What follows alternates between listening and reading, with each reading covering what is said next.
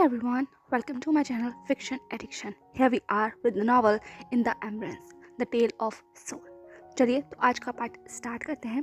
Last part हमें छोड़ा था जहाँ पर फाइनली इबो की ड्रीम फैमिली कंप्लीट हो गई थी। हर इंसान उसके पास था जिसको वो देख सकता था, महसूस कर सकता था एंड जिससे वो बात भी कर सकता था। एंड यही चीज़ तो इबो चाहता था। कितने लंबे वक्त से जो इंतजार इबो कर रहा था वो फाइनली कंप्लीट हो गया था। एंड एट लास्ट सान और वो एक दूसरे के साथ थे, पास थे एंड वो उसे किस कर रहा था। अब उसके आगे वो किस तब तक चलता है जब तक दोनों के जहन में सांस थी, जब तक वो लोग उस किस को मेंटेन कर सकते थे, तब तक उन लोगों ने उस किस को मेंटेन किया। एंड एट लास्ट जब वो लोग ब्रीथलेस हो गए तो वो किस ब्रेक होता है। पर अभी भी वो दोनों एक दूसरे के बहुत ज़्यादा करीब थे, इतने ज़्यादा कि दोनों बस एक दूसरे की सांसों को महसूस कर सकते थे। जान की निगाहें इबो के लिप्स पर अभी भी आकर ठहरी हुई थी। वही दूसरी तरफ इबो सिर्फ जान की तरफ देख रहा था। उसने अपनी धीमी आवाज में कहा, कितना खूबसूरत सपना है ना ये। जैसे इबो ने कहा, जान ने इबो की तरफ देखते हुए कहा, ये कोई सपना नहीं है इबो। इबो ने कहा, शायद, लेकिन जो भी है बहुत खूबसूरत है। कहते हुए उसने जेंटली सान के चेहरे पर अपना हाथ रख लिया था एंड इबो का वो टच महसूस होते के साथ ही सान ने सिर्फ अपनी आंखों को बंद कर लिया। इबो ने कहा, आप सच में यहाँ हैं, आपको मैंने बहुत मिस किया शाहजान। ये कहते हुए इबो और ज़्यादा जेंटली सान के चेहरे के ऊपर बस टच करने लगा एंड सान बस टच में जैसे मेल्ट होता जा रहा था। धीरे धीरे कर सान बेड पर लीन हो जाता है एंड इबो भी बस उसके बगल में लेट जाता है। इबो ने अपना चेहरा सान की नेक में बस छिपा लिया था। वो उसकी सेंट को इनहेल कर रहा था एंड वो बस इसे खुद को रिलैक्स करने की कोशिश कर रहा था। जान को महसूस होता है कि इबो की पूरी बॉडी शिवर कर रही है और ना ही सिर्फ शिवर कर रही है, वो फीवरिश भी लग रही है।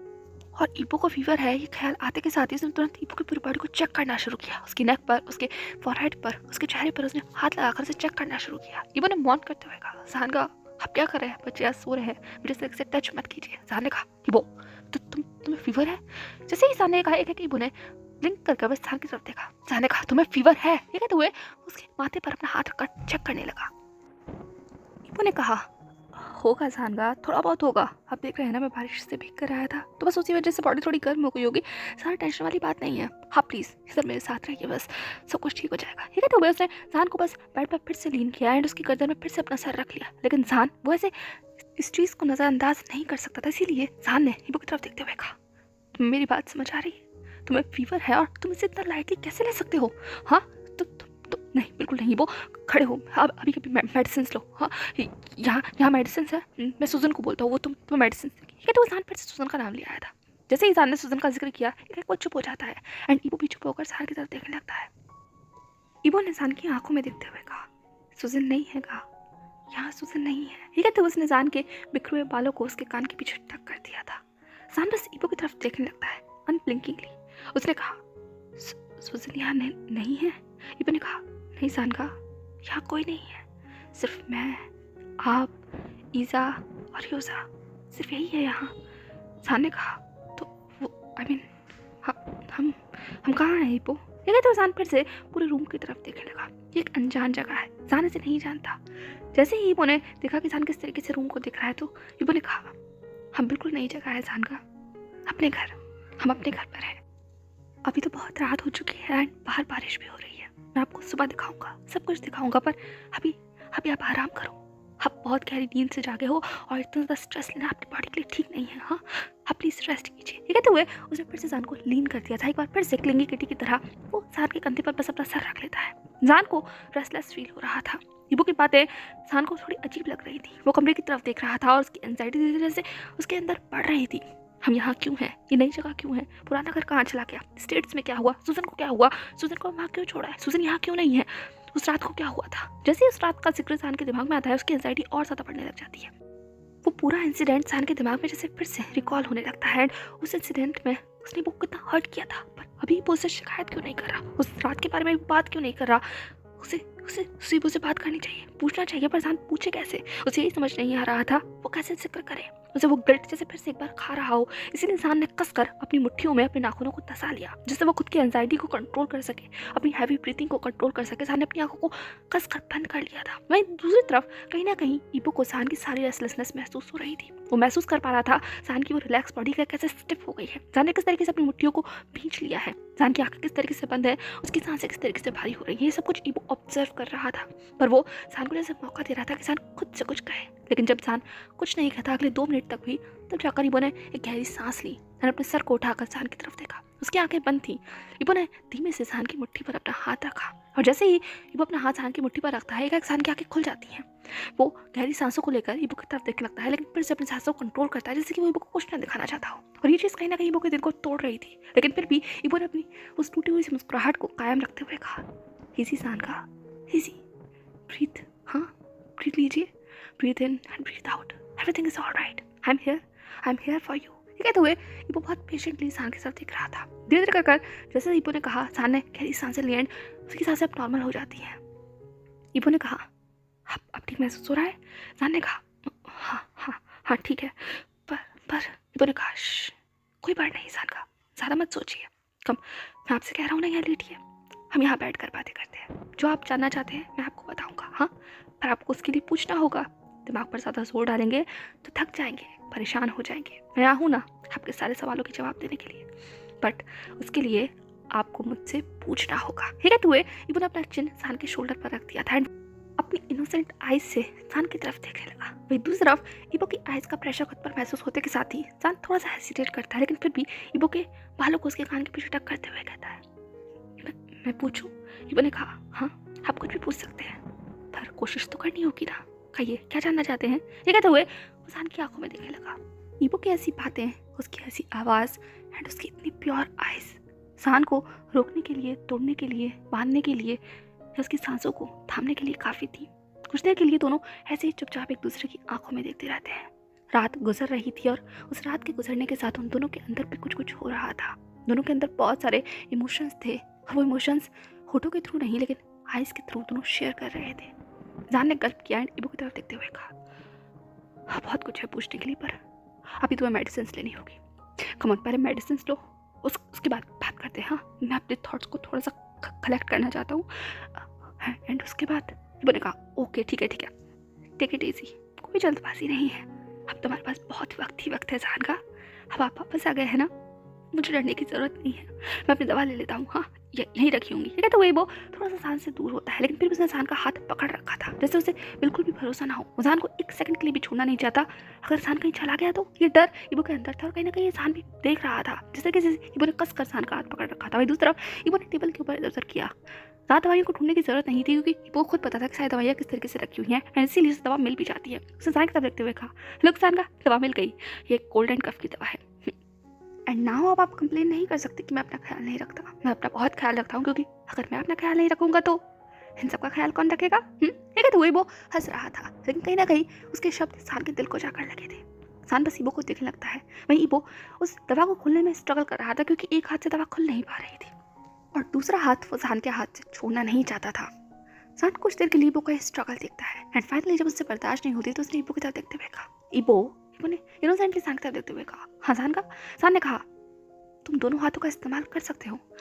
जान ने जैसे ही ये कहा, ईबो का रुक जाता है। वो जान की तरफ देखने लगता है, लेकिन डर उसकी आंखों में साफ नजर आ रहा था, जिससे वो जान के हाथों की तरफ देख रहा था एंड फिर जान की तरफ देख रहा था। जान ने भी उसकी आइज को फॉलो किया, एंड कहीं ना कहीं वो ईबो की उस इनसिक्योरिटी को महसूस कर सकता था। उसने खुद को और ज़्यादा ईबो के लीन किया एंड दोनों की फॉरहेड को कनेक्ट कर दिया। फिर उसने धीमी आवाज़ में कहा, अब तुम मेरा हाथ छोड़ सकते हो, मैंने हम दोनों की फॉरहेड्स को कनेक्ट कर दिया है, इतने में तुम अपनी दवा खोल लो। हाँ तुम्हें फील होता रहेगा कि मैं यहीं हूँ और कहीं नहीं जा रहा तुम्हें छोड़ के, शायद तुम्हें बिलीव कराना मुश्किल हो रहा है।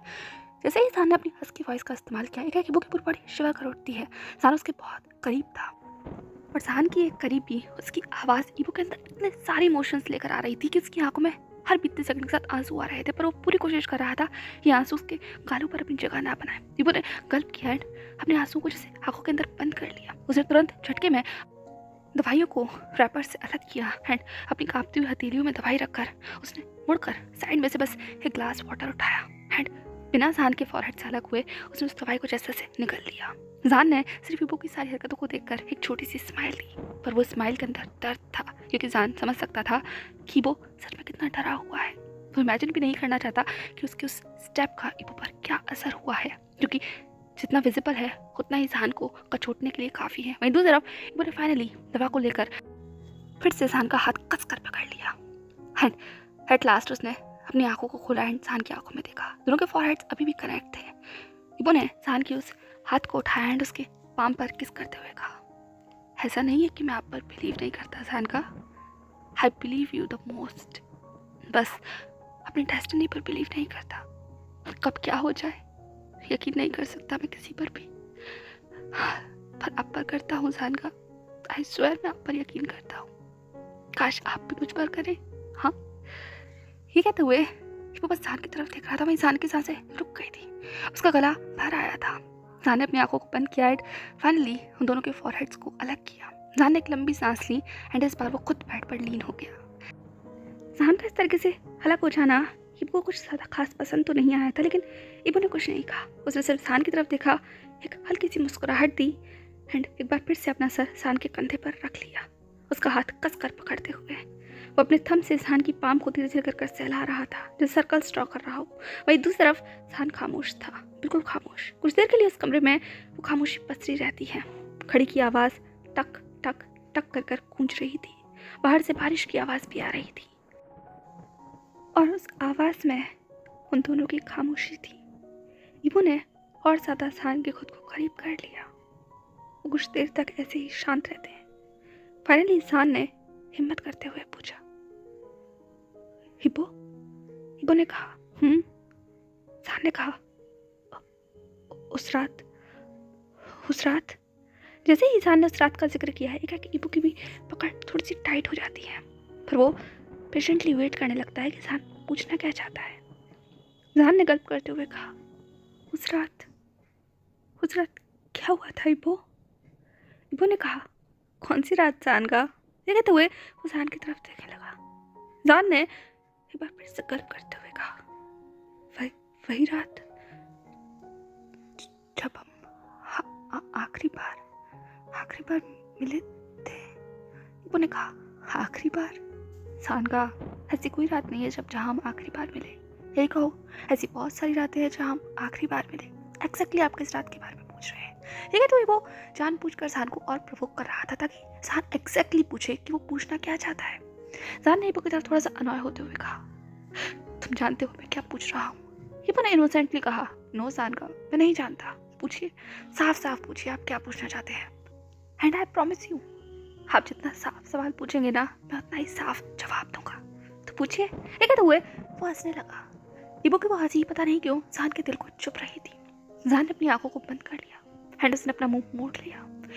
ये देख कर इबो सिर्फ स्माइल करता है एंड जेंटली जान के शोल्डर पर किस कर वापस अपना सर वहीं रख लेता है। वहीं दूसरी तरफ जान कुछ देर के लिए स्ट्रगल करता है, देन फाइनली वो हेजिटेट होते हुए पूछ लेता है, इबो, उस रात क्या हुआ था जब ईसा को छोड़कर मैं ईसा को उस पुलिस स्टेशन में छोड़कर आ गया था, एंड उसके बाद मैं घर लौटा था। बारिश में मैं, उस रात क्या हुआ था इबो? इबो ने बहुत धीमे से कहा, जान का, आप गलत वर्ड का इस्तेमाल कर रहे हैं। आपको उस रात नहीं, आपको उन रातों में पूछना चाहिए कि उन रातों में क्या हुआ, क्योंकि जिस दिन आप ईसा को छोड़कर मेरे पास गए थे ना, एंड जिस दिन आप मेरे पास लौटे थे उस बारिश वाली रात में, तो इन दोनों इंसिडेंट के बीच में लगभग 4 रातें थी जान का। तो आपको पूछना चाहिए उन रातों में क्या हुआ, तब सवालों का जवाब ज़्यादा अच्छे से मिलेगा। ठीक है, तो वो बहुत बहुत जेंटली बात कर रहा था, जैसे वो लोग अपने जख्म के बारे में नहीं, बिल्कुल किसी जनरल डे के बारे में बात कर रहे हो। एंड इबो की इस तरीके की वॉइस, इस तरीके की बातें सुनकर जान और ज़्यादा सफोकेटेड महसूस कर रहा था। उसे कुछ भी याद नहीं है, या कहो जो कुछ याद भी है ना वो टुकड़ों में है, इसीलिए जान जानना चाहता है। पर इबो इस तरीके से पूछकर उसके लिए सब कुछ मुश्किल से और ज़्यादा मुश्किल कर रहा है। पर जान को जानना है, इसीलिए जान ने फाइनली फिर से पूछते हुए कहा, ओके ठीक है, तो मुझे बताओ उन रातों में क्या हुआ। शुरुआत करो जब मैं ईसा को तुम्हारे पास छोड़ आया था तब से? इबन ने गहरी सांस लेते हुए कहा। तो ये पूछा ना आपने सवाल, बिल्कुल ठीक सवाल। तो शुरुआत करते हैं वहां से जहाँ से आप ईसा को मेरे पास छोड़ आए थे। ये कहते हुए इबो सान की तरफ देखने लगा एंड जान ने भी इबो की तरफ करवट ले ली थी। अब दोनों एक दूसरे के बहुत ज़्यादा नज़दीक थे, दोनों एक दूसरे की आंखों में देख रहे थे। इबो ने जेंटली सान के बालों को उसके कानों के पीछे टक किया एंड वो उसके सॉफ्ट हेयर से जैसे खेल रहा था एंड उसकी निगाहें सान की आंखों को छोड़कर उसके पूरे फेस पर जैसे ट्रैवल कर रही थी। इबो ने धीमी आवाज में कहा, ईसा को आप जिस दिन मेरे पास छोड़ गए थे उस दिन आई फील हार्ट ब्रोकन। मैं बहुत रोया, चिल्लाया, चीखा। एक्सेप्ट करना थोड़ा मुश्किल था सान का, पर आई एक्सेप्टेड बिकॉज वो मेरी लाइफ का बहुत ब्यूटीफुल डे था। मैं हर्ट था, बहुत hurt, but I am happy. You don't know, I mean I can't explain in words what exactly I feel that day. I mean अगर आपको पता चले आपका एक बेबी है, वो इतना ब्यूटीफुल है, आपके लव का फ्रूट है, आई मीन ये तो मैं सोच भी नहीं सकता था। आई mean I can't, I mean हम दोनों का रिश्ता अनएक्सप्लेनेबल है। आई मीन मैं नहीं एक्सप्लेन कर सकता। आपने कभी बताया नहीं आप एक कैरियर मेल हैं। हाँ खैर कोई बात नहीं, आपका ये चीज़ भी मैंने उन सब लिस्ट में शामिल कर ली जिसमें आपने मुझे नहीं बताया है ना, वो वाली लिस्ट। खैर अभी हम मेरी लिस्ट के बारे में नहीं, अभी हम उन रातों के बारे में बात कर रहे हैं। तो हाँ, उस रात मुझे सबसे ज़्यादा ब्लेस्ड एंड सबसे ज़्यादा कर्स्ड फील हुआ सान का। मुझे फील हुआ मेरा एक बेबी है जिसके बारे में मैं नहीं जानता, मेरे बारे में वो नहीं जानता। आप इस इमोशन को कैसे समझेंगे सान का? मेरी जगह खुद को रख कर देखिए। ये कहते हुए इबो सान की तरफ देखने लगा एंड इबो का ये सवाल एक सान के अंदर कुछ करता है। इंसान बस चुप हो जाता है, वो बस अनब्लिंकिंगली इबो की तरफ देखने लगता है। वो इबो की उन आंखों से नजरें नहीं मिला पा रहा था, इसीलिए उसने अपनी आंखों को झुका लिया।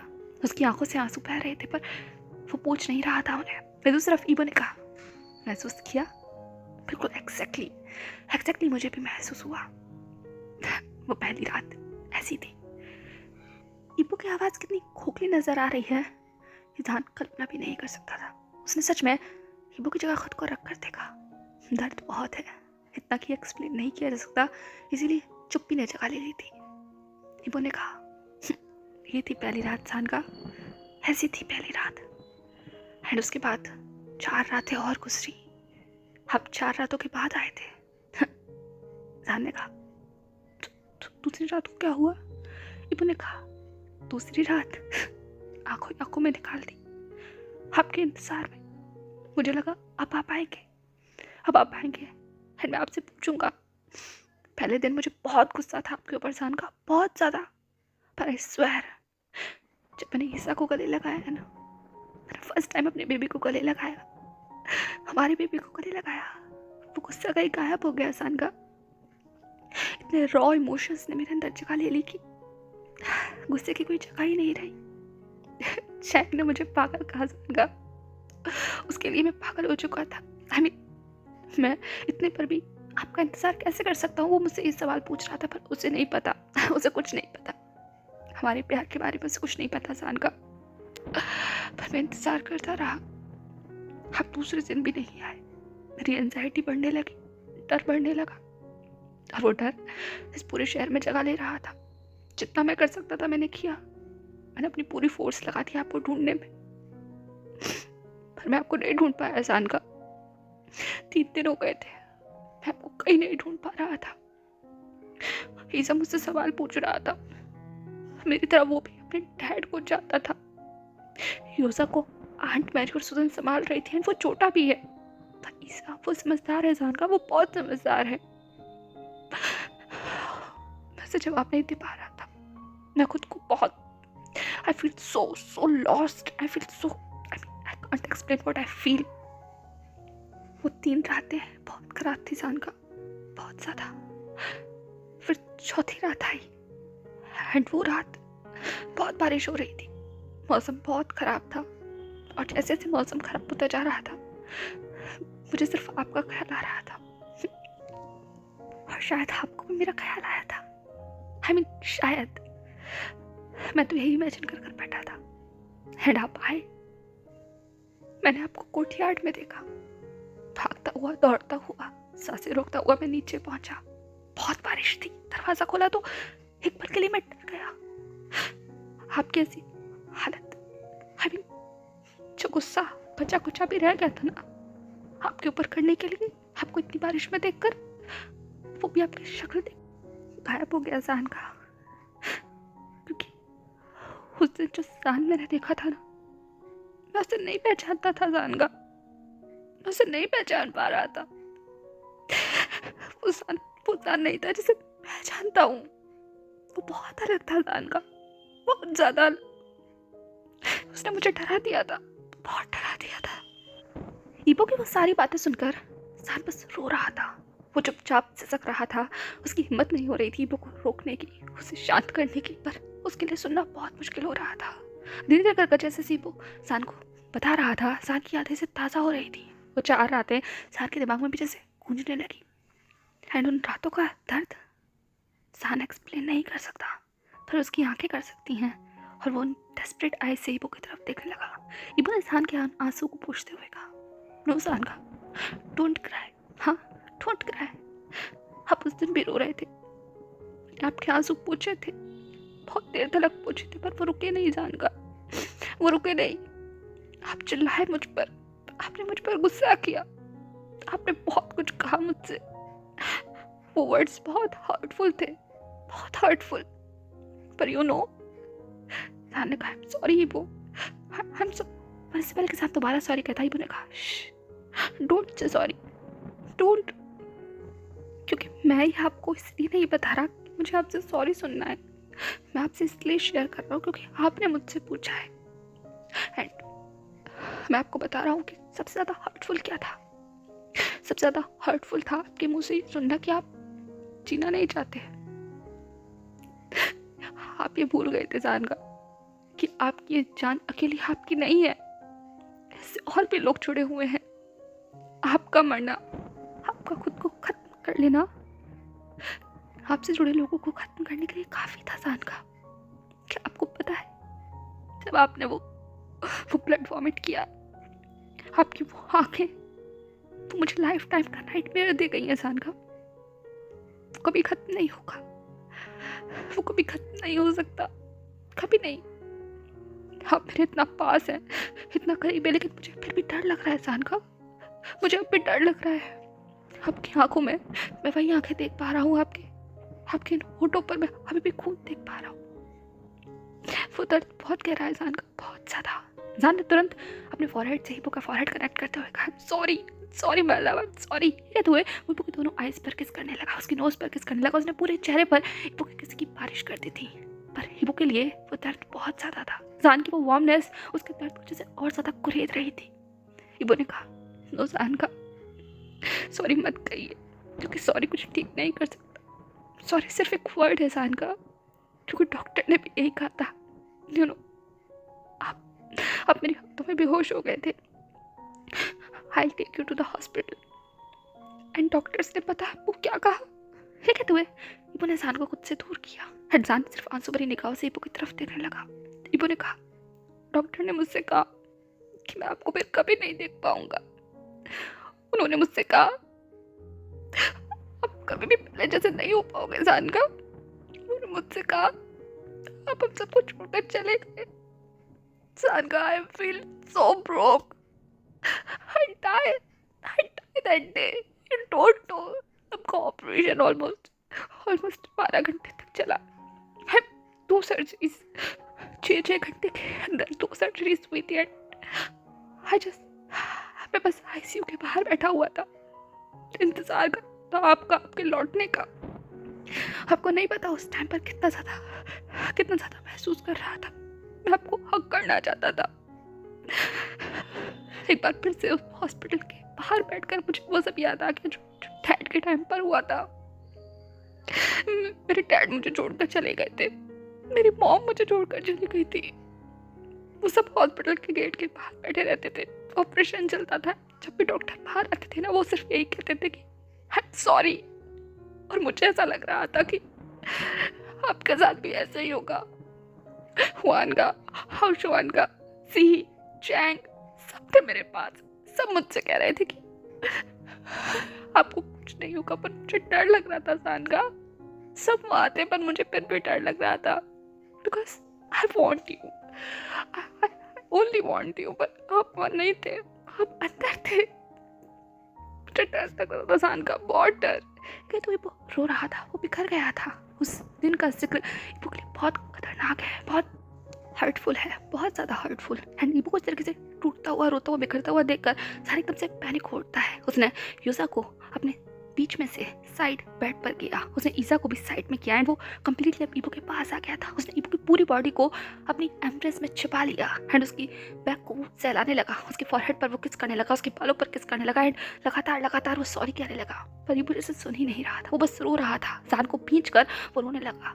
वो इतने टाइप का जो इमोशंस था वो ऑलरेडी जैसे जगह ले चुका था एंड जान भी उसे रोने दे रहा था, क्योंकि जान समझ सकता था अगर वो रोएगा नहीं तो दर्द उसके अंदर हमेशा के लिए रह जाएगा एंड वो ऐसा नहीं चाहता। इसीलिए वो बस ईबू को रोने दे रहा था, खुद के कंधे पर सर रखकर। कुछ देर के लिए दोनों ऐसे ही खामोश रहते हैं। दोनों की आंखों से आंसू बह रहे थे, लेकिन वो बस खामोश थे एक दूसरे की बाहों में। फाइनली ईबू ने कहा, एंड फिर ऑपरेशन खत्म हुआ जान का। जान रुक गया, वो ईबू को फिर से सुनने लगा। ईबू ने अपने आप को जान से अलग किया एंड वो जान की आंखों में देखने लगा। जान भी अपनी आंसू भरी निगाहों से ईबू की तरफ देख रहा था। ईबू ने जान के आंसू को पूछते हुए कहा, हुआन का बाहर आए एंड उन्होंने पता मुझसे क्या कहा। ठीक है तो ईबू जान की आंखों में देखने लगा। जान ने कहा, क्या कहा हुआन ने? ठीक है तो जान ने ईबू के हाथों को अपने हाथों से इंटरवाइन कर लिया था एंड उसे अपने लिप्स के बहुत करीब कर लिया। ईबू ने कहा, उन्होंने मुझसे कहा कि आप कोमा में चले गए, बहुत डीप स्लीप में। आपकी इंटरनल बॉडी के अंदर बहुत ब्लीडिंग हुई है, आप जीना नहीं चाहते अंदर से, और आप जब भी होश में आएंगे, जब आप होश में आना चाहे। मैं कुछ नहीं कर सकता था, कोई कुछ नहीं कर सकता था। उस दिन मुझे ऐसा लगा, लेकिन करीब चुप हो गया एंड वो जान की तरफ देखने लगा। जान ने कहा, ईबू ने कहा, उस दिन मुझे ऐसा लगा जान का, मैंने आपको खो दिया, मैंने आपको खो दिया जान का। और जो अंदर शख्स है ना, उसे मैं नहीं जानता, क्योंकि वो जान बहुत अलग है। क्योंकि जिससे मैं प्यार करता था वो जान नहीं है जान का। वो तो ठीक है तो वो फिर से जान की तरफ देखने लगा। जान ने कहा, वो ये जान, यही जान है, यही जान है वो, इसी जान ने तुमसे प्यार किया है, तुमने भी इसी जान से प्यार किया है, ऐसा मत कहो। ईबो ने कहा, मैंने प्यार किया था जान का, पर आपने नहीं किया। जान ने कहा, ईबो ऐसे कैसे कह सकते हो? ईबो ने कहा, नहीं जान का, ऐसे कह सकता हूँ मैं, आपने मुझसे प्यार नहीं किया, क्योंकि अगर आप प्यार करते तो ठीक है ईबो चुप हो जाता है। जान ने कहा, I am sorry my love. Ebo ने कहा, मैंने कहा ना मुझसे सॉरी मत कहिए, मैं आपका सॉरी नहीं चाहता, आई डोंट वांट दैट। पर छोड़िए, सारी बातें छोड़िए। एंड उसके बाद सबने मुझसे मना किया, सब आपको आपके घर ले जाना चाहते थे, कोई आपको जाने ले जाने की कह रहा था, but I don't want that, मुझे कुछ भी नहीं चाहिए था। तो मैंने सबसे कह दिया कि मैं आपको कहीं दूर लेकर चला जाऊंगा, एक ऐसी जगह जहाँ हमें कोई नहीं जानता हो, एक ऐसी जगह जहाँ हम अपना घर बना सके, एक ऐसी जगह जहाँ हम हो का, जहाँ सिर्फ हम हो और हमारा एहसास हो। इसीलिए मैं आपको लेकर स्विट्जरलैंड आ गया। स्विट्जरलैंड के ग्रिंडलवाल्ड में जैसे ही ईबो ने कहा, एक इंसान की सांसें अटक जाती हैं। वो ईबो की तरफ अनब्लिंकिंगली देख लेता है। ईबो ने चक्कर करते हुए कहा, क्या आप शॉक क्यों नजर आ रहे हैं? मुझे तो लगा था आप खुश हो जाएंगे। ये आपकी डेस्टिनेशन जगह है ना, आप हमेशा से यहाँ आना चाहते थे। देखा, मैं आपको यहाँ ले आया, मैं आपको सुबह दिखाऊंगा।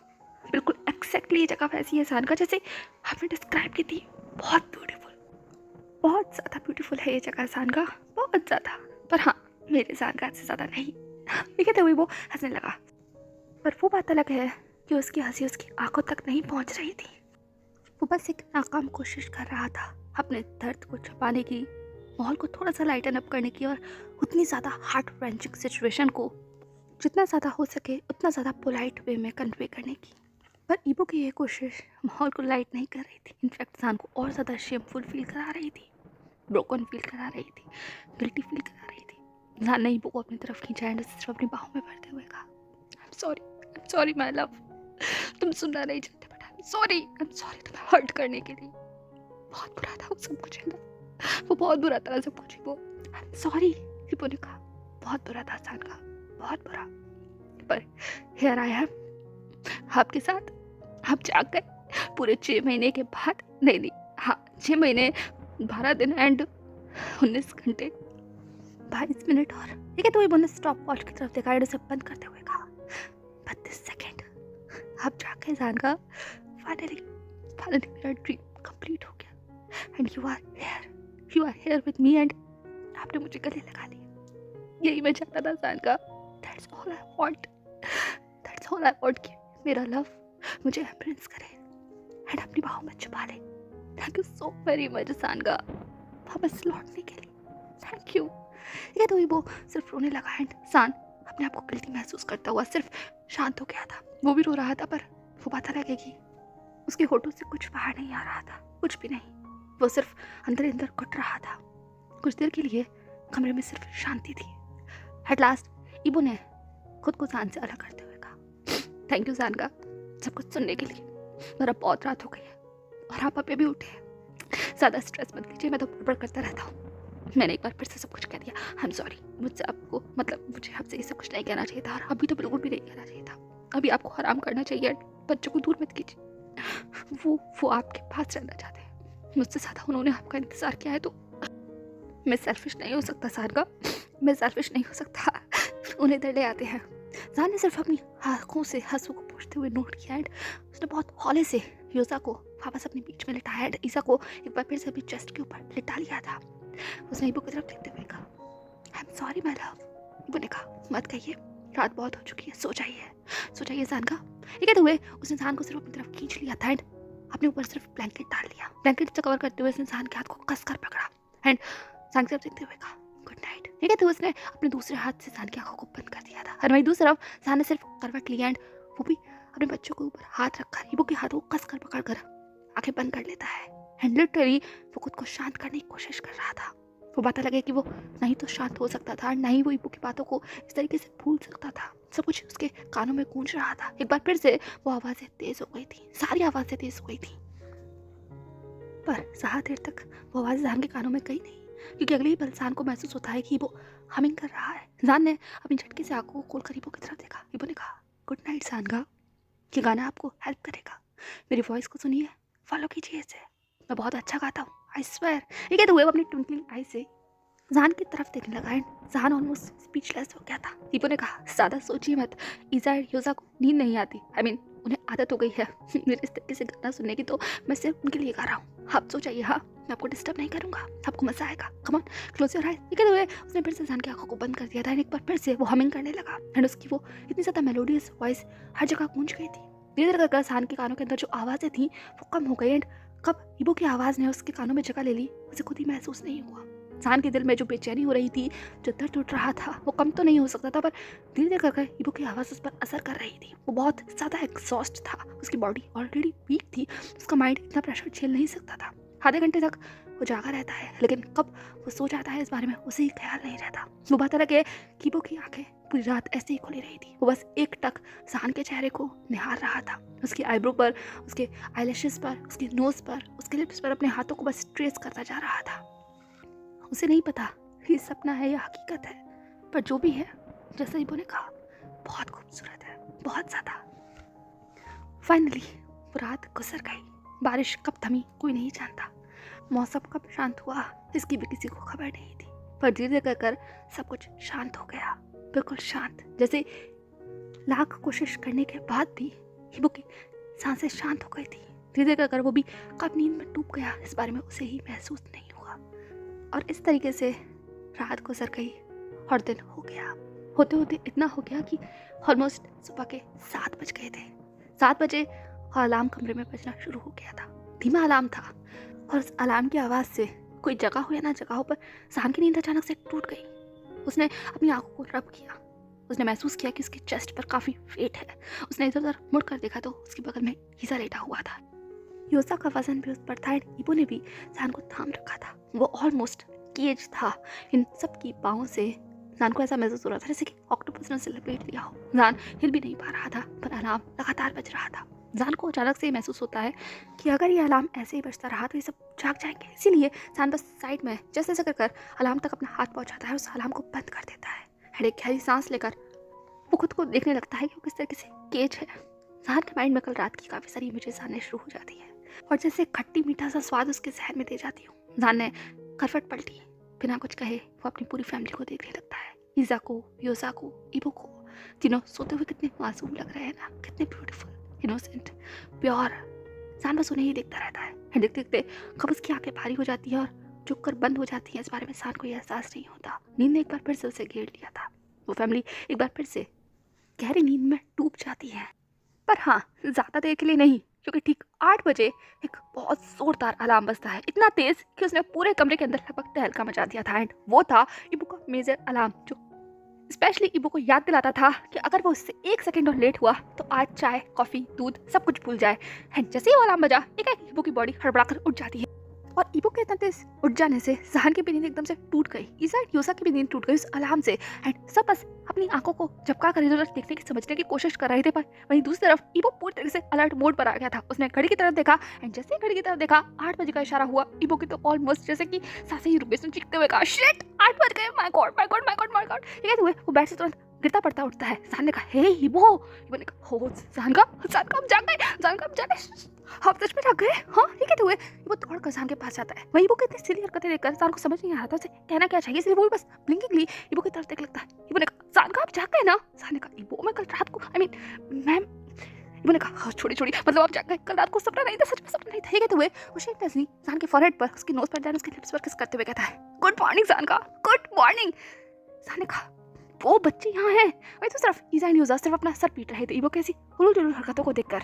ईसा ने कहा, डैड 8 बज गए हैं, आपको दूध देने जाना है, क्या आप ये भूल गए हैं? जैसे ही ईसा ने याद दिलाया, एक इबो ने ईसा की तरफ देखते हुए कहा, ओह शिट, हो मैं तो भूल गया, मैं भूल गया। ईसा ने कहा, जल्दी जाइए वरना आप क्या चाहते हैं डैड को सुबह सुबह मॉर्निंग में कुछ भी ना मिले? इबो ने कहा, नहीं ऐसा नहीं, जान को टी पसंद है, जान को कॉफी पसंद है, जान का आप कॉफी पसंद है। हाँ, मैं जाता हूँ। ये कहते वो दौड़ता हुआ अपनी कबर्ड के पास जाता है एंड जैसे तैसे कर उस बड़े से कबर्ड में से कोई भी कपड़ा निकाल कर वो पहन लेता है। एंड इस पूरी हड़बड़ी में वो जान का से लगातार सॉरी बोले जा रहा था। एंड जान को समझ नहीं आ रहा था कि आखिरकार तूफान क्या आ गया है। वो बस समझने की कोशिश कर रहा था। वो बस एक बार ईसा को देखता एंड देन इबो को देखता एंड योसा जो उसकी लैब में आके बैठ गया था उसे भी देखता, लेकिन उसे कुछ भी समझ नहीं आ रहा था। जान ने बुलाने की भी कोशिश की इबो को, पर इबो तो अपने ही ज़हन में था, वो कोई भी जवाब नहीं दे रहा था। एट लास्ट इबो ने अपनी हुडी को पहनते हुए कहा, ईसा बेबी, डैड का ख्याल रखना, वो बहुत टाइम बाद जाके है ना, तो उन्हें बेड से उठने मत देना। हाँ, उन्हें कुछ चाहिए तो उन्हें ला कर देना। हाँ प्लीज उनका ख्याल रखना। ईसा ने कहा, ओहो डैड, मैं डैड का ख्याल रखूंगा, अब इतना हाइपर क्यों हो रहा है? आपको हाइपर होना चाहिए उस काम के लिए जिसके लिए आप जाना है। कम ऑन चाहिए वरना लेट हो जाएंगे, मुझे वो चली जाएगी। उन्होंने कहा, हाँ वो चली जाएगी, आई एम सॉरी। ठीक है, तो वो दौड़ता हुआ सान के पास जाता है। सान के पूरे फेस को अपने पाम में कप करते हुए कहता है, गुड मॉर्निंग सान का, बस मेरा थोड़ा इंतजार कीजिएगा, आपका अभी गया एंड अभी आया, ओके? ठीक है, तो उसने सान के फॉरहेड के ऊपर एक बहुत लॉन्ग किस किया एंड वो इतना फोर्सफुल किस था कि सान का माइंड ऑलमोस्ट ब्लैंक हो चुका था। जान ने इबो के साथ देखते हुए कहा, इबो गुड मॉर्निंग, बट मुझे बता उससे पहले कि जान पूछ पाता। इबो ने साथ के देखते हुए कहा, बाद में आके बताऊंगा, अभी टाइम नहीं है, अभी मैं जा रहा हूँ। हिसाब का ख्याल रखेगा एंड प्लीज अपना ख्याल रखेगा, मेरे लिए अपना ख्याल रखेगा। मैं बस यूं गया एंड यू आया। ठीक है, तो इबो बस हवा की रफ्तार से उस कमरे से निकल जाता है। वो बहुत अलग है कि वो जाते जाते दीवार से टकरा गया था। जान को बाय बाय कहना नहीं भूला था। पूरे घर में इबो का शोर सुना जा सकता था। जिस तरीके से वो दौड़ता हुआ भाग रहा था, कदमों की आवाज़ कमरे तक आ रही थी। वहीं दूसरी तरफ उस दरवाजे को, उस दीवार को 3 शख्स बस सिर्फ अपना मुंह खोल कर देख रहे थे। जान, ईसा, योसा अभी भी इबो की उस आवाज़ को सुन सकते थे। फाइनली जैसे ही इबो की आवाज़ थोड़ी कम हो गई, जान ने ऑलमोस्ट हेल्पलेसली ईसा की तरफ देखते हुए कहा, ये क्या था? वही दूसरी तरफ ईसा बेड पर बस लेट गया एंड उसने एक रेस्टलेस वॉइस में कहा, हर रोज का ड्रामा। जान ने कहा, हे इधर आओ, ये क्या हो रहा था? हाँ, एंड ये इबो कहाँ क्या है? हाँ, ठीक है, तो जान उस बड़ी सी खिड़की से बाहर की तरफ देखने लगा जहाँ से अभी भी कुछ ना कुछ आवाज़ें आ रही थी। वो बस देखने की कोशिश कर रहा था कि एक्जैक्टली चल क्या रहा है। एंड अब मौसम साफ हो गया था, खूबसूरत हवाएं चल रही थी एंड इबो ने ऑलरेडी खिड़की से पर्दा हटा दिया था जहाँ से रोशनी अब कमरे के अंदर आ रही थी। जान को वो कमरा अब बहुत ब्यूटीफुल तरीके से दिखाई दे रहा था, पर जिस आफत की पुड़िया को जान देखना चाहता था वो उसे नहीं दिखाई दे रही थी, इसीलिए वो रेस्टलेस हो रहा था। इसी ने जान की तरफ क्रॉल करते हुए कहा, डैड आप सच में जानना चाहते हैं ये सब क्या था? जान ने अपनी उन कंफ्यूज आइज के साथ ईजा की तरफ देखते हुए कहा, ऑफ कोर्स, क्या हो रहा है ये, कहाँ गया ये वो, सब कुछ इतना ज्यादा हड़बड़ी में हुआ, ये सब कुछ क्या चल रहा है ईजा? ईजा ने कहा, कम मैं आपको दिखाता हूँ यार क्या चल रहा है, एंड लिटरली आपको भी बहुत मजा आएगा। You feel so much fun dad, come मेरे साथ चलिए, है ना यूजा, बहुत मजा आएगा ना? यूजा ने भी चकल करते हुए कहा, हाय डैड, बहुत मजा आएगा, बहुत मजा आएगा, डाटा बहुत फनी है एंड काव एंड डाटा की फाइट देखने को मिलेगी। ये कहते हुए ईजा एंड यूजा गिगल करने लगे। जान ने कंफ्यूजन में उन दोनों की तरफ देखते हुए कहा कि क्या, क्या? ईजा ने कहा, कम ऑन डैड, मैं आपको समझाता हूँ, चलिए उतरिए। ये कहते हुए वो दोनों फुदक कर बेड से उतर जाते हैं। वही दूसरी तरफ जान थोड़ा हेजिटेट हो रहा था। नया फर्श, नया घर, नई दीवारें, नया सब कुछ नया था, इसलिए इंसान को एडजस्ट करने में थोड़ा सा टाइम लग रहा था। वो अनकंफर्टेबल सा फील कर रहा था, हेजिटेट हो रहा था। कहीं ना कहीं ईजा को ये घबराहट महसूस हो जाती है, इसीलिए उसने इंसान का हाथ कसकर पकड़ते हुए कहा, डैड। जान का ध्यान अब ईजा पर आ गया था। ईजा अपनी स्पार्कलिंग आईज से जान की तरफ देख रहा था। उसने इनोसेंटली जान की तरफ देखते हुए कहा, come with me, I will lead the way. हाँ, ठीक है। तो उसने जान के हाथों पर अपनी ग्रिप को टाइट कर लिया था। एंड ईजा की इस तरह की ग्रिप को देखकर, उसकी आंखों को देखकर, उसकी बातों को सुनकर जान बस चुप हो जाता है। एंड एक बार फिर से वो अपने समझदार बच्चे की तरह देखता है। जान ने थोड़ी सी मुस्कुराहट दी, ईजा का हाथ कस कर पकड़ा, बेड से नीचे उतरा एंड उसने फाइनली ईजा की तरफ देखते हुए कहा, okay my baby, lead the way. फिर क्या था, ईजा एंड यूजा जान को उस कमरे से लीड करते हुए इबो की तरफ ले जाने लगे। वहीं दूसरी तरफ इबो भागता दौड़ता गिरता पड़ता फाइनली वहां पर आ गया था जहां उसे आना था। उसने अपने हाथ में बाल्टी पकड़ी एंड सामने के नजारे की तरफ देखा, जो कि बिल्कुल भी उसकी आइज को प्लीजिंग नहीं लग रहा था, क्योंकि जहां उसकी काव को होना चाहिए था वो वहां नहीं थी। एंड इसका मतलब साफ था कि वो ग्रासलैंड की तरफ जा चुकी है घास खाने के लिए। एंड जब वो घास खाएगी वो इबो को बिल्कुल भी दूध निकालने नहीं देगी। बट अब इबो के सबसे ज्यादा बैड मॉर्निंग की शुरुआत हो चुकी है, क्योंकि उसे पता है अब उसे बहुत सारी किक पड़ने वाली है। इबो इसके लिए शायद तैयार है, क्योंकि जान के लिए उसे करना ही होगा। जान का ख्याल आते के साथ ही इबो के अंदर एक नई एनर्जी आ जाती है। वो हेल्पलेसली हर जगह ढूंढना शुरू करता है कहाँ उसे उसकी काव मिल सकती है। वो भी यही, ज्यादा ढूंढने की जरूरत नहीं पड़ी, क्योंकि जहाँ उस काव का बॉयफ्रेंड था इबो को भी वो काव वहाँ दिख गई थी। एंड वो दौड़ता हुआ उस दिशा में चला जाता है। उसने लिटरली चिल्लाते हुए कहा, मुझे डार्लिंग, तुम मुझे छोड़कर ऐसे कैसे रह सकती हो? हाँ, मैं थोड़ा सा तो लेट हुआ था, तुम यहाँ आ गई अपने बॉयफ्रेंड के साथ। तुम्हारा बॉयफ्रेंड सच में सानका की तरह है, आई मीन मेरी और सानका की तरह है। जैसे मैं सानका के पीछे पीछे चलता रहता हूँ, ऐसे ये तुम्हारे पीछे पीछे चलता रहता है। पर अभी अभी अभी आई वॉन्ट यू मुझे। जैसे ही इबो ने कहा, एक उस काव ने बहुत ही ज्यादा डेथली क्लियर के साथ इबो की तरफ देखा। जैसे कि इबो की सारी बातें सुनकर उसका मूड कंप्लीटली खराब हो गया हो। एंड नहीं, उसके बगल में खड़े हुए उसके सो कॉल्ड बॉयफ्रेंड का भी मूड खराब हो गया था। उसके बगल में खड़े हुए उस ऑक्स ने लिटरली इबो की तरफ क्लियर किया एंड ऑलमोस्ट उसने क्रॉल करते हुए कुछ इशारा किया हो। वहीं दूसरी तरफ इबो की सांसें जरूर थम गई थी। वो दोनों की तरफ देखने लगा, जो दोनों से अजीब भाव से देख रही थी। इबो ने कहा, ओके ओके ठीक है, इतना गुस्सा करने की जरूरत नहीं है। आई मीन मुझे तुम्हारी काव नहीं चाहिए, आई मीन मुझे मेरी मूची मुँह नहीं चाहिए, मुझे सिर्फ उससे दूर चाहिए। तो तुम मुझे खुद लेने दोगे ना? हाँ, अब ज्यादा पॉजिटिव हस्बैंड बनने की जरूरत नहीं है। थोड़ा सा तुम मुझे कॉर्पोरेट करो एंड थोड़ा सा मैं तुम्हारे साथ कॉर्पोरेट करूंगा। एंड आई स्वेयर मैं तुम्हारी डेट के लिए तुम्हें बहुत डिलीशियस सी ग्रास ला कर दूंगा, वो तुम्हें बहुत पसंद आएगी। तो प्लीज मुझे थोड़ा सा दूध लेने दो। हाँ, आज मैं जानका को आई मीन सुबह की पहली मॉर्निंग टी देना चाहता हूँ। मैं दिखाना चाहता हूँ कि मैं कितनी अच्छी कॉफी बना सकता हूँ। तो उसके लिए मुझे दूध लेने दो, प्लीज मुझे लेने दो। हाँ, ठीक है। तो वो अपने दबे कदमों के साथ उन दोनों की तरफ बढ़ रहा था। बाकी उसे सामने से कोई अच्छा ज़्यादा खास ट्रीटमेंट मिल नहीं रहा था। एंड जैसे करीब वो उसके पास पहुंचता है, उसने अपनी बाल्टी को वहीं साइड में रखा एंड जैसे ही वो उस काव को छूने वाला था, एग्जैक्टली वही हुआ जिसकी उम्मीद इबो ने की थी। एक जोरदार किक पड़ा उसे एंड वो किक इतना ज्यादा तेज था कि वो एक ग्रास में लेट गया। उसने लिटरली चिल्लाते हुए कहा, ए शिट, यू हार्टलेस काव, तुम मेरे साथ कैसे कर सकती हो? इतने महीने के बाद भी तुम मुझे मारती हो। मैं तुम्हें कितना कुछ देता हूँ, कितना प्यार से बात करता हूँ, डार्लिंग कहकर बुलाता हूँ, पर तुम सच में बहुत हार्टलेस हो। पर मुझे दूध चाहिए, मुझे सच में दूध चाहिए। ये कहते हुए वो बाल्टी उठाकर सिर्फ काव के पीछे दौड़ रहा था, भाग रहा था। और वो काव सिर्फ इधर से उधर हो रही थी। और उसके बाद उसके बगल में खड़ा हुआ वो उसका पॉसेसिव हस्बैंड भी कम नहीं था। वो भी इबो के रास्ते में आया जा रहा था। इबो को बहुत ज्यादा डेथली कोल्ड शोल्डर दे रहा था। वहीं दूसरी तरफ इबो की आवाजों को जान दूर से ही सुन सकता था। एंड ईजा एंड यूजा ने सिर्फ अपना सर पटकते हुए कहा, आज फिर शुरू हो गए डैड, जल्दी चलिए वरना डैड की हालत बहुत बुरी हो जाएगी। ठीक है। तो ईजा जान को लिटरली खींचने लगा। वहीं दूसरी तरफ जान जो पूरे घर को देखने में बिजी था, वो सारे अटायर को देखने में बिजी था, वो अपने जहन से बाहर आता है। उसने ईजा की तरफ देखते हुए कहा, पर हो क्या रहा है? ईजा ने कहा, चलिए तो सही। ठीक है। तो वो फाइनली गेट के बाहर आ गए थे। एंड जैसे ही जान घर के बाहर आता है, उसकी सांसें से थम जाती हैं, रुक जाती हैं, क्योंकि घर के सामने का नजारा इट वॉज ब्रेथ टेकिंग। जान ने ऐसा कुछ नहीं देखा। आई मीन देखा है सिर्फ अपने लैपटॉप में, अपने डेस्टिनेशन में, अपने ग्लोब में, पर अभी ये सब कुछ उसकी आंखों के सामने है। जान डाइजेस्ट नहीं कर पा रहा, अपनी आंखों को वो फिक्स नहीं कर पा रहा। वो इधर देख रहा है, उधर देख रहा है, हर तरफ सिर्फ खूबसूरती है। वो फ्लावर्स दूर से नजर आ रहे हैं, वो दूर तलक फैला हुआ घास का मैदान, जिस मैदान में सिर्फ ठंडी हवा चल रही है। ऐसी हवा जो जान को छू कर गुजर कर ये कह रही हो, welcome welcome to the Switzerland most beautiful village.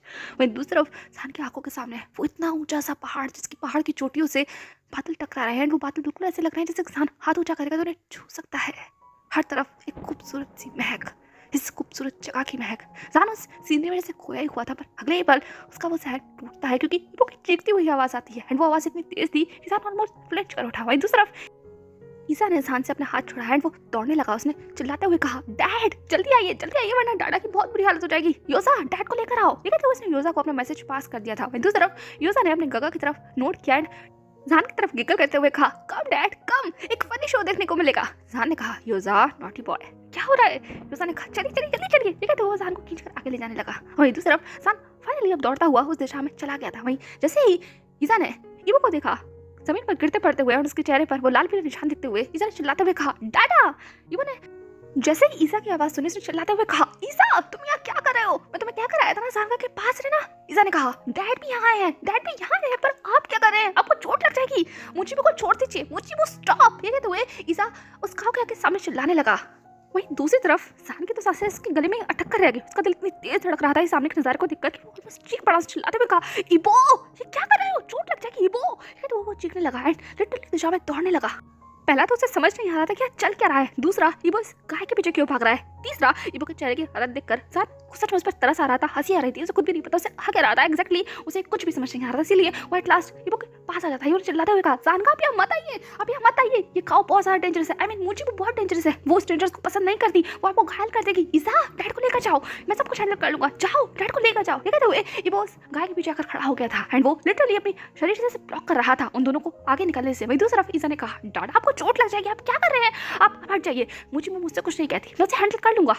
Literally इसे की तरफ क्लियर करते हुए कहा, क्या मतलब है तुमसे कुछ नहीं कहती? क्या मतलब है मैं उसको हैंडल नहीं कर सकता? I am a big man, मैं उसे हैंडल कर सकता हूँ। तुम अंदर जाओ, तुम डैड को लेकर अंदर जाओ, वरना तुम्हें चोट लग जाएगी। ठीक है, तो वो सिर्फ बोल रहा था। हुआ तो लगे कि उसकी ऐसी बातों को सुनकर ईसा सिर्फ मुंह बना रहा था। उसे चिल्लाते हुए कहा, आह डाडा आप इतनी जिद क्यों कर रहे हैं? बाकी सच तो ये है कि वो मुझसे नहीं, वो आपसे फाइट करती है, वो मुझसे प्यार करती है। आप हट जाइए, मैं उसे हैंडल कर लूंगा। ठीक है, तो वो दोनों बस लड़ रहे थे एंड उन फादर और सन की ऐसी लड़ाई देखकर सान लिटरली इरिटेट हो चुका था। उसने एक जोर से चिल्लाते हुए कहा, तुम दोनों चुप हो जाओ और इबो भागना बंद करो, चोट लग जाएगी तुम्हें, ऑलरेडी लग चुकी है। क्या कर क्या रहे हो तुम? ये ईसा ये क्या हो रहा है? हाँ योजा हंसना बंद करो। ठीक है, तो वो तीनों की तरफ देखने लगा। तीनों ने अपनी सांसों को रोक लिया था, सब जान की तरफ देखने लगे।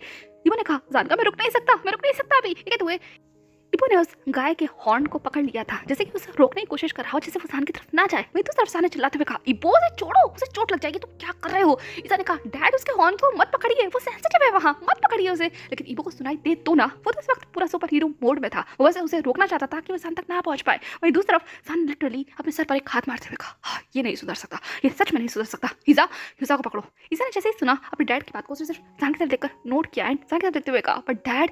सान ने कहा, मैं हैंडल कर लूंगा। ईसा ने कहा, आर यू श्योर? क्योंकि मुझे वो बहुत ज्यादा मूडी है डैड, वो आपको हर्ट कर देगी। सान ने कहा, हर्ट तो मैं तुम दोनों को करूंगा, मैं तुम तीनों को करूंगा। तुम तीनों ने उस पर क्या लगा रखा है? हीजा योजा के साथ खड़े हो एंड इबो तुम अभी रुको। ये तो इंसान अपने हाथों की स्लीव्स को ऊपर करता हुआ इबो की तरफ चला गया था। वहीं दूसरी तरफ इबो जान को अपने पास आता हुआ दिख रहा था एंड वो सिर्फ चिल्ला रहा था, रुक जाओ जान का, रुक जाओ। वहीं दूसरी तरफ जान ने ऑलमोस्ट अपने दांत पीसते हुए कहा, चुप हो जाओ, चिल्लाना बंद करो, तुम्हारे चिल्लाने से वो इतना ज्यादा वायलेंट बिहेव कर रही है, अगर तुम ऐसे चिल्लाते रहे ना।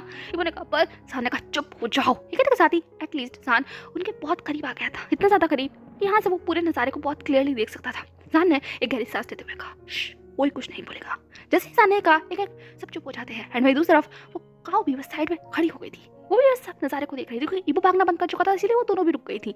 इबो ने कहा, जान का मैं आपसे कह रहा हूँ जो बहुत मूडी है। जान ने कहा, वो तो मुझे दिख ही रहा है कौन कितना ज्यादा मूडी है, और अगर तुम उसे इतने वायलेंट बिहेवियर के साथ ट्रीट करोगे ना तो ऐसा ही होगा। ये आई मीन सारे एनिमल्स ना बिल्कुल बच्चों की तरह होते हैं, इन्हें प्यार चाहिए होता है, इन्हें बहुत पोलाइटली हैंडल किया जाता है। जितना तुम इन्हें पोलाइटली हैंडल करोगे ना, जितना केयर के साथ हैंडल करोगे, उतना ही ज्यादा ही तुम्हें रिस्पॉन्स करेंगे। तो तुम बस चुप हो जाओ, कुछ देर चुप रहो। ठीक है, तो इंसान जब बस काऊ की तरफ देख रहा था एंड जैसे जैसे कर सान धीरे धीरे अपने कदमों को आगे बढ़ा रहा था। इबो बस सान को रोकने की कोशिश कर रहा था, दबे पाओ ये कह रहा था कि रुक जाओ सान का, रुक जाओ वरना आपको चोट लग जाएगी, वो आपको भी मारेगी। पर सान तो सुनने के लिए तैयार ही नहीं था एंड इबो भी सान के पीछे आकर खड़ा हो गया। उसने सान के कपड़ों को बहुत कसकर पकड़ लिया। उसने सान के कानों पर बुलाते हुए कहा, सान का मैं आपको आखिरी वार्निंग दे रहा हूँ। सान ने कहा, चुप रहो। ठीक है, तो सान फाइनली उस काऊ के बहुत नजदीक आ गया था एंड वो काऊ सिर्फ सान को घूर रही थी। सान ने अपने हाथ को आगे बढ़ाया। इबो ने सान के हाथ पर हाथ रखते हुए कहा, सान का उसे मत छूइए, वो बहुत ज्यादा पर से लगी। वो एक बार और अपनी बड़बड़ कर पाता, लेकिन एक सान ने अपना हाथ धीमे से उस काव के हेड पर रख दिया था। जैसे ही सान ने अपना हाथ रखा, वो काव एक पल के लिए बिल्कुल सान की तरफ देखने लगती है। इबो ने कहा, सान ने कहा, ये कहते हुए वो बहुत धीमे से उस काव को सहलाने लगा। जैसे सान सहला रहा था, वो काव सान के टच को अवॉइड नहीं करती, इनफैक्ट और ज्यादा सान के करीब आ जाती है। सान ये देखकर थोड़ा सा मुस्कुरा जाता है। वहीं दूसरी तरफ इबो सिर्फ अपनी आंखें खोलकर एंड लिटरली अपना मुंह खोलकर भी इस पूरे नजारे को देख रहा था। उसे ऐसा लग रहा था जैसे सुबह सुबह किसी ने उसके चेहरे पर जोरदार थप्पड़ मार दिया हो।